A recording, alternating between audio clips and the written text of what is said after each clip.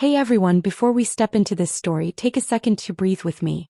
If you've ever been underestimated, pushed aside, or treated like you were disposable, this one is for you. Make sure you like, subscribe, and turn on notifications because stories like this don't just entertain, they awaken something powerful. And welcome to Black Queen Dominion, where silence ends and crowns are reclaimed. The last minutes of the year always carry weight. Time slows, hearts reflect, and futures hover on the edge of becoming something else. That night, the city glowed with celebration. Fireworks waiting to rise, champagne chilled in crystal flutes, laughter spilling from warm rooms where people felt secure in their belonging. But not everywhere was warm. Not for everyone. She had arrived believing this night meant reconciliation. Believing it meant family. Believing that after everything she had endured, the invitation carried meaning. The house was dressed in gold and silver, dressed in tradition, dressed in false peace. Inside, people moved with certainty, the kind of certainty that comes from believing you control the room, the rules, and the story. She stood at the threshold already sensing it. That quiet pressure in her chest. That familiar tightening behind the eyes. The way her presence shifted the air without anyone acknowledging it.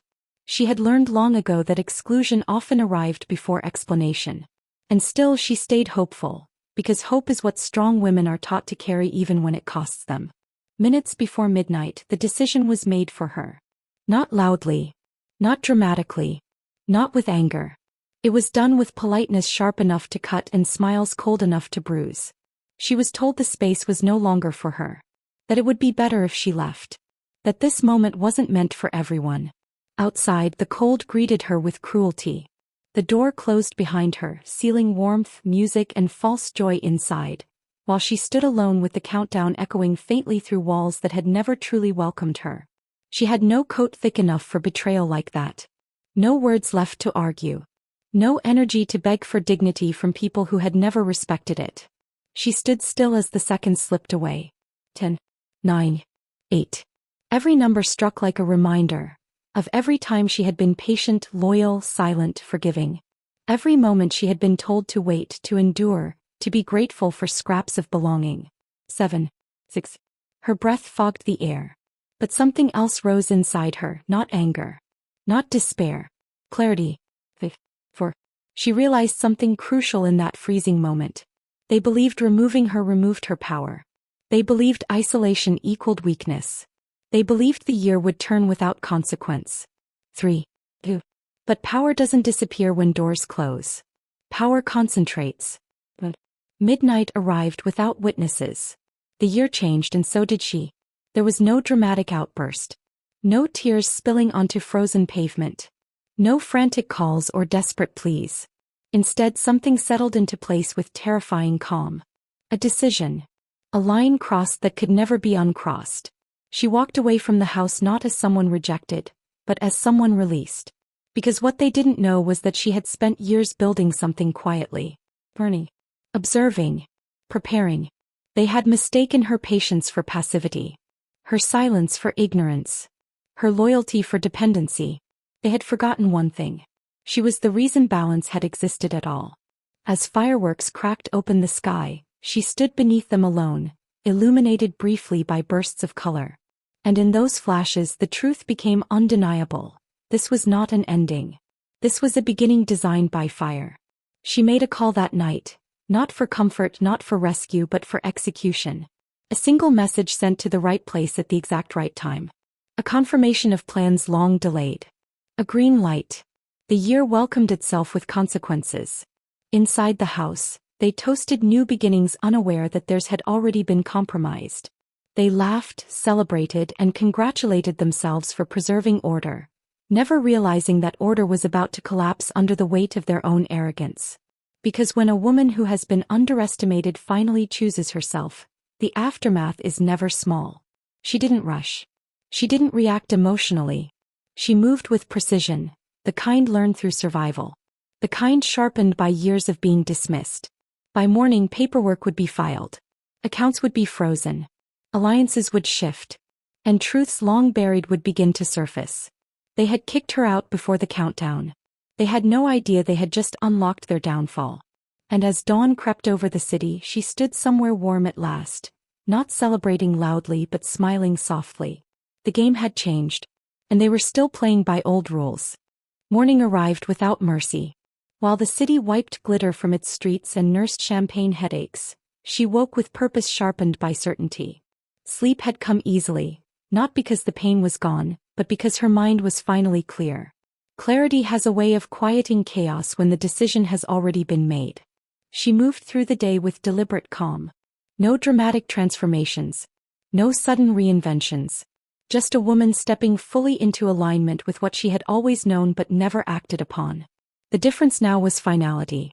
The message she sent the night before had already begun working its way through systems designed to protect power and dismantle it when necessary. This was not revenge driven by emotion. This was correction driven by truth. What they didn't understand was that she had been positioned at the center of more than they realized.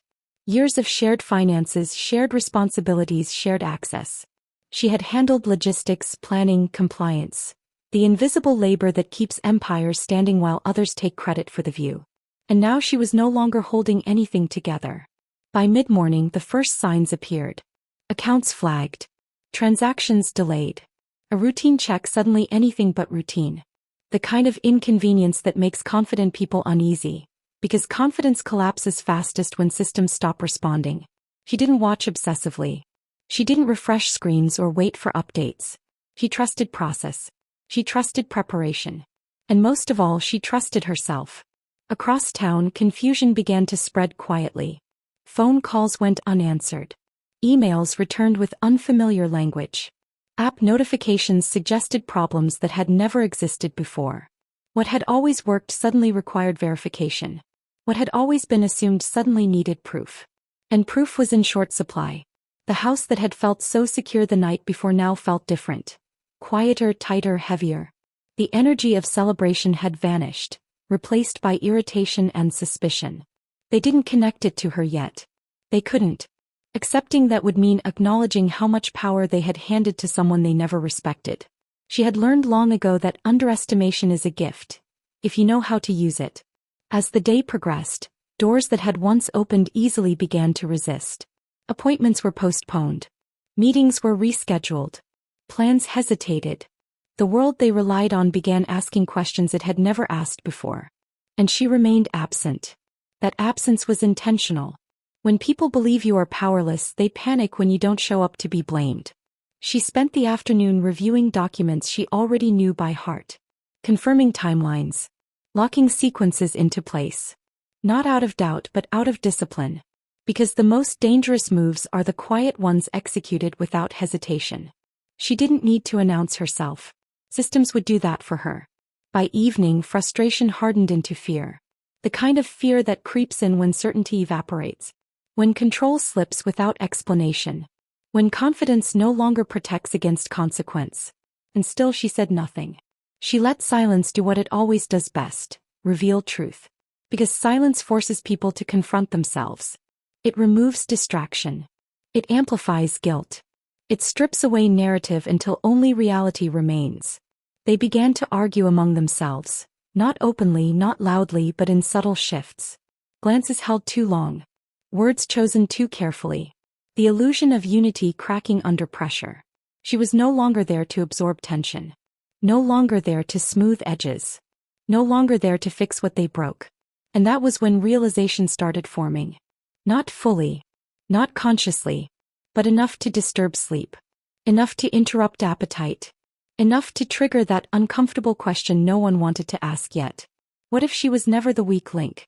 He spent that evening walking through a city that felt newly responsive. Lights seemed brighter. Air felt lighter. The future felt wide. She wasn't celebrating, she was grounding herself. Because power, when first reclaimed, can intoxicate. And she refused to lose control now. This wasn't about humiliation. This was about consequence. The year had turned. And with it, the balance of power had shifted permanently. She returned home knowing that the next phase would not be quiet. That resistance would come. That attempts to regain control would escalate. But she was ready. Because when people finally realize they underestimated the wrong woman, it's already too late. Realization rarely arrives gently. It doesn't knock.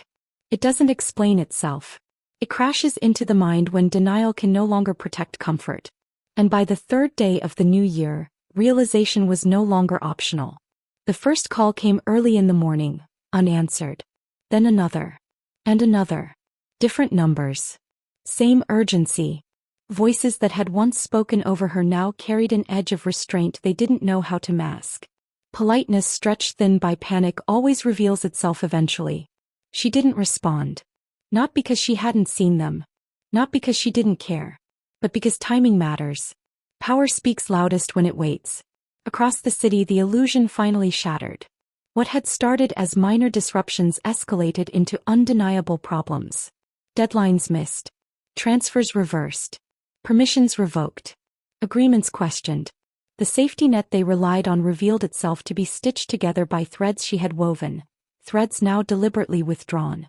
For the first time someone said her name aloud in a room where decisions were made. Not dismissively. Not casually. But carefully. That was the moment everything changed. Because saying her name meant acknowledging her presence. Not as background, not as support, but as source. And once that acknowledgement exists, it cannot be undone. They searched records. Emails. Old agreements. Anything to reassure themselves that this situation was temporary. That control could be reclaimed. That this disruption was a mistake. But the deeper they looked, the more uncomfortable the truth became. Her name wasn't just present. It was foundational. She had signed where no one bothered to read. She had been listed where no one asked questions. She had been authorized where no one thought to revoke access, because no one believed she would ever leave. She had been trusted without being respected. And that is always a fatal mistake. By midday, tension thickened into desperation. People who once ignored her perspective now scrambled to reconstruct it. Trying to understand processes they had never learned because she had handled them quietly. Efficiently. Reliably. They had called that help. They never called it leadership. And now leadership was absent. He meanwhile was calm. Not detached, intentional. She spent the morning organizing what was already inevitable. Reviewing confirmations. Ensuring sequences unfolded exactly as planned. Because when systems move they do not stop for regret. She had anticipated resistance. Attempts at leverage. Emotional appeals disguised as professionalism. She had insulated herself from all of it. Because the moment she was removed from that house, she had been removed from obligation. She owed them nothing. The first official notice landed just after noon. Neutral language. Formal tone. Impersonal consequences. The kind of document that doesn't accuse. It confirms. That confirmation rippled outward faster than panic ever could. Once one institution adjusts, others follow. Trust operates on alignment, and alignment had shifted. By late afternoon the house felt unfamiliar. Not physically, structurally. Walls that once echoed with confidence now felt too close. Too quiet. Every sound amplified by anxiety. Every pause filled with unspoken fear. And in that discomfort they finally asked the question they should have asked long ago. What does she want? They assumed this was about money. It wasn't. They assumed it was about embarrassment. It wasn't. They assumed it was about punishment. It wasn't. This was about correction. About balance. About what happens when a woman who has been consistently overlooked finally decides she will no longer subsidize other people's power with her silence. She didn't want them to fail. She wanted them to understand. And understanding rarely comes without discomfort. That evening she allowed herself one moment of reflection. Not nostalgia, perspective. She remembered the countless times she had been asked to wait. To compromise. To be patient. To be grateful. To accept less because pushing for more would make others uncomfortable.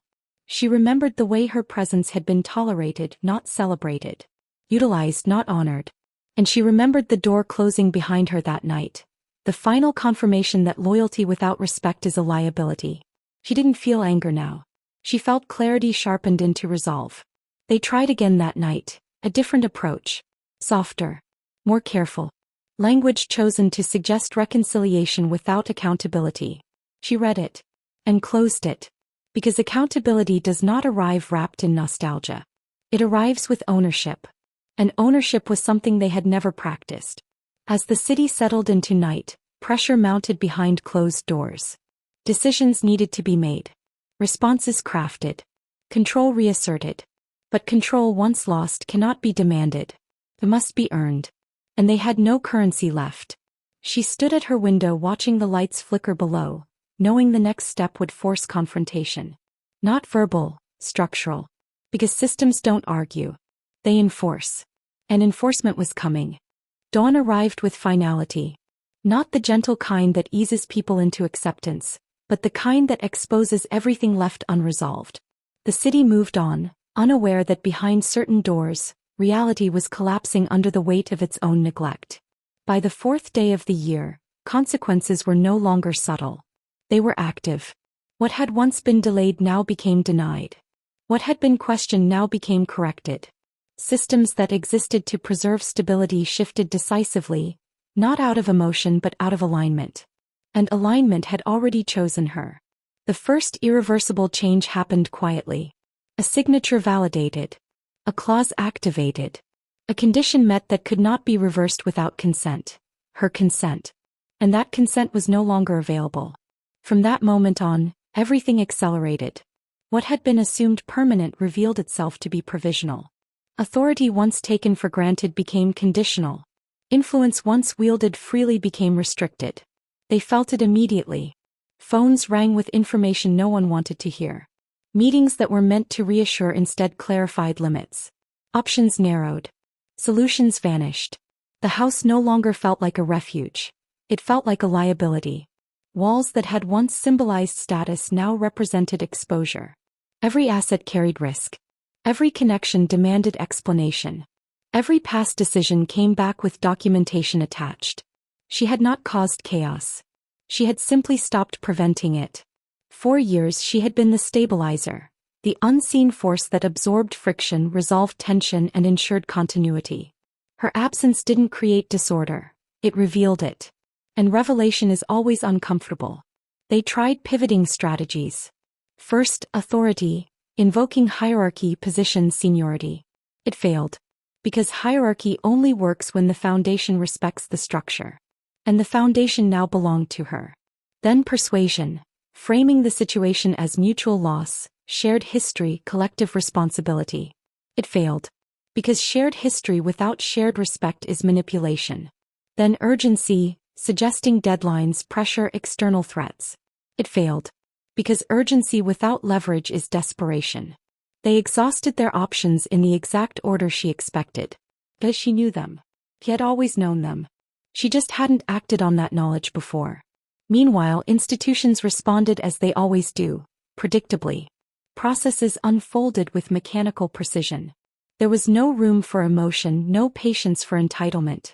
Compliance replaced conversation. Verification replaced assumption. By midday, the situation was undeniable. Their future had changed. Not dramatically, permanently.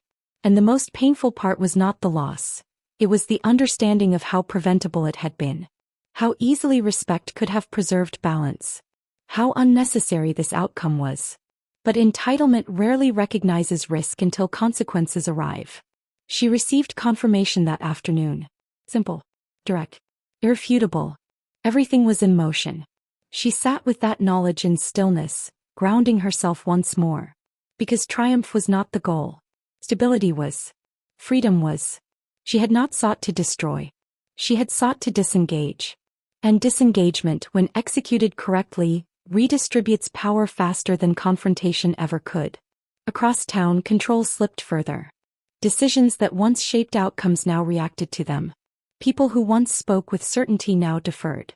Authority fragmented. And with fragmentation came fear. Not fear of her. Fear of exposure. Because exposure doesn't ask who you blame, it reveals what you allowed. She didn't attend to their panic. She prepared for the final phase. Because when systems reset, new equilibria form. And she intended to stand firmly on the side of autonomy, not reaction. That evening she walked past the house again. Not to linger, not to provoke, but to acknowledge closure. The lights were on, but the warmth was gone. The structure remained, but the confidence had drained out of it. She felt no satisfaction. Only release. Because power reclaimed does not gloat. It moves forward. She returned home and closed that chapter of her life intentionally. Mentally, emotionally, structurally. She no longer belonged to their story. And without her, that story could not continue as it had. They would adapt. Or they wouldn't. Either way, her path no longer intersected with theirs. As night fell, a final message arrived. Different tone. Different language. Ownership finally present. Too late. She read it carefully. And archived it. Because acknowledgement without timing is apology without impact. And impact had already occurred. She looked toward the future now, not with anticipation but with certainty. The balance of power had shifted. The year had chosen its direction. And nothing would return to how it was. The quiet that followed was not empty. It was intentional. By the time the final phase settled into place, the noise had faded, not because the impact was small but because resistance had run out of space. Systems had adjusted. Outcomes had been recorded. Futures had been rewritten without ceremony. And she stood in the aftermath, not as a victor surveying ruins, but as a woman finally unburdened. The year had answered her back. Not with applause. Not with validation. But with alignment. The difference was immediate. Her days no longer revolved around maintaining stability for others at the cost of her own peace. Time opened up in ways she had forgotten were possible. Decisions felt lighter. Choices clearer. Boundaries natural rather than defended. She had not gained power. She had reclaimed it. And reclamation does not require permission. Across the city, adjustments continued. Lives moved forward, reshaped by consequences that could not be negotiated away. The house remained standing, but its meaning had changed. What once symbolized dominance now represented transition. A reminder that nothing built on disregard remains secure forever. She did not monitor their outcome. That chapter was closed. Because true freedom does not watch the past for reassurance. It invests fully in the present. She focused on rebuilding in her own image. Not aggressively. Not hurriedly. But intentionally. She chose environments that reflected her values. Collaborations rooted in mutual respect. Structures that did not require her to shrink, soften, or disappear in order to belong.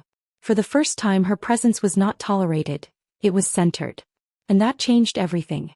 The lessons of the past did not disappear. They integrated. She moved differently now. With discernment.